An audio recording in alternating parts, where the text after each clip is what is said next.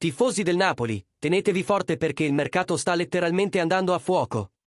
E un nome esplosivo è tornato sul tavolo, Aleandro Garnacho. Sì, hai letto bene. La giovane stella del Manchester United non escluderebbe un trasferimento al Napoli. E a dirlo è niente meno che Antonello Gallo, giornalista internazionale con fonti affidabili nel calcio europeo. La rivelazione è esplosa come una bomba tra i tifosi, soprattutto dopo che Antonio Conte, il nuovo comandante dell'Azzurra, avrebbe già preso una decisione cruciale. E ora la domanda che aleggia è: cosa sta bloccando l'arrivo di Garnacho al Maradona? Lascia subito un like e iscriviti al canale. Perché stai per capire tutto quello che succede nei retroscena di questa nuova telenovela di mercato. L'informazione è arrivata tramite i social, quando Gallo ha parlato apertamente dei movimenti del Napoli sul mercato. E lo ha fatto senza giri di parole. Mi dà fastidio vedere che alcuni sono rimasti senza nomi. È iniziato il riciclo. In altre parole, Gallo suggerisce che alcuni profili che tornano in auge, come Musa, Adeyemi e lo stesso Garnacho, erano già stati valutati in passato e poi scartati. Ma adesso la dirigenza starebbe rivalutando queste opzioni, forse per necessità o per una nuova visione imposta da Conte.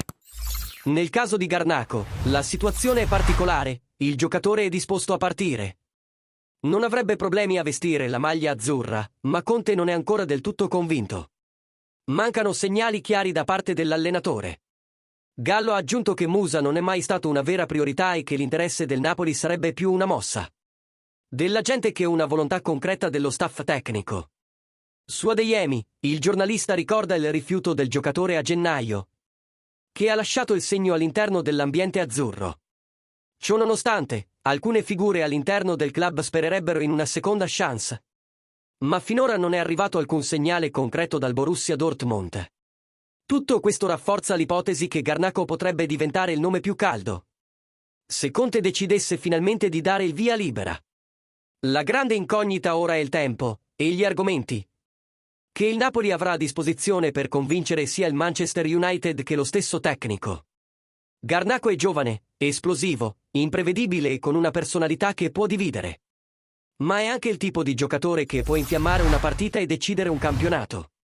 E se Conte desse l'ok, Giovanni Manna sarebbe pronto a lanciare l'assalto finale.